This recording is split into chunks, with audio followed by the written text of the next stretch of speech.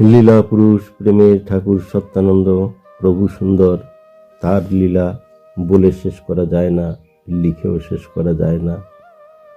একসময় কতগুলি ছেলে আশ্রমে কাজ করতে লাগিয়ে দিয়ে ঠাকুর শ্রী পবিত্রমোহন ব্রহ্মচারীকে দেখাশোনা করতে বলে নিজে বেরিয়ে পড়লেন পুরনো বাজারের দিকে।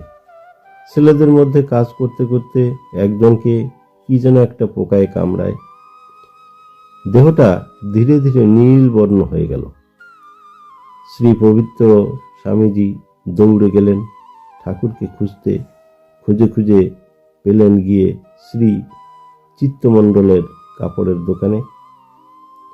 ঘটনাটি বললেন, শুনে ঠাকুর শান্তভাবেই বললেন, একটু মাটি ঘষে দে গিয়ে, সারে যাবে না। সত্যানন্দের আশ্রমে জমের অধিকার নেই। শ্রী পবিত্রমোহন ফিরে গিয়ে দেখেন শ্রী গোবিন্দ স্বামীজি ছেলেটিকে পাখানজোড় ডিএনকে হাসপাতালে নিয়ে যাওয়ার জন্য তোড়জোড় করছেন।